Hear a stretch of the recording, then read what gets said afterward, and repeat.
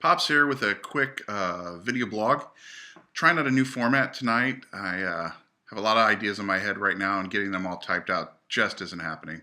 Not to mention doing this truth tasting, Twitter bourbon tasting, sponsored by the Bourbon Truth, is kicking my butt, and I'm falling behind. So obviously first world problems there. But as a result, let's try this format out. Let me know what you think. And if you like it, we'll do some more. I can probably push some more stuff out that hopefully you guys will find entertaining. And if you hate it, let me know. I'll drink a few bottles of bourbon, drown my sorrows, and get back to trying to type some things out. All right, so what am I here to talk about? Real quick, big shitstorm over Suntory buying Beam. A lot of people up in arms, swearing they're never going to buy the product again. Some of them swearing they're never going to buy Beam, but they're going to go drink Knob Creek. Little do they know that's who makes Knob Creek. But regardless, no matter where you sit in this situation, a lot of people are emotional. How dare they sell out to a foreign company? I'm never drinking Japanese whiskey. On and on and on. And I've done my best to stay out of it. But I thought I'd just give everybody a quick reverse POV to think about and discuss, and maybe make your conversation about the topic a little more interesting for those who tell you how it's a bad thing. So real quick, everybody's been talking about how it affects the U.S. market. I think we're fine. Japanese are great stewards of whiskey. End of story, in my opinion. One only needs to look at Four Roses and Jim Rutledge's ability to get them to give him the room to return it to its former glory and make some really kick-ass bourbon. And no one is going to argue that that is a company that doesn't know what they're doing. And they're Japanese owned. So, all right. So what does this mean for the Japanese market? You know, I have lived there for a couple of years. Actually, I have a degree in Japanese studies of all things, even though I live in a landlocked state of Missouri. So thank God I didn't have really big student loans I had to pay back.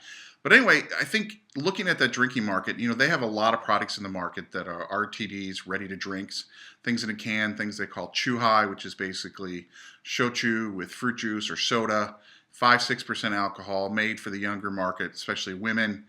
They can buy them out of vending machines. Call it a gateway into harder alcohol, if you will. Obviously, beer is really big there. They've even got two new categories of beer, one called Haposhu, which is lower malt quantity, or lower malt count in the beer, so it's taxed at a lower rate.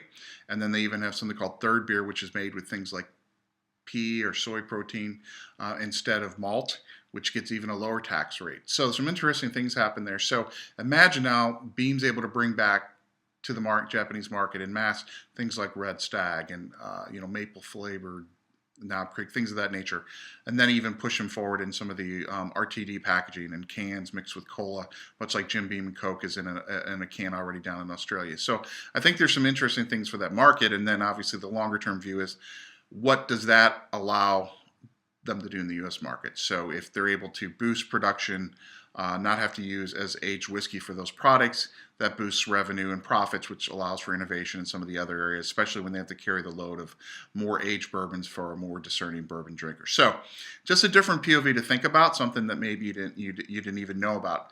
But I'd love for you to sound off in the comments. Let me know what you think.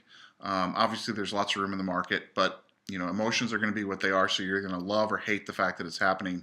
But all I ask is that you keep drinking bourbon, keep supporting America. Every bottle of Jim Beam you buy is supporting American jobs, and at the end of the day, that's what matters. So keep drinking your bourbon, and if not that, someone else's, and keep them moving along the innovation path. So let me know what you think of the topic. Let me know what you think of this new format. Once again, quick hits, in and out. Hopefully you'll find them entertaining as hell. And to remember, I'm drinking while I'm doing it. Tonight happens to be Knob Creek, just in honor of the topic.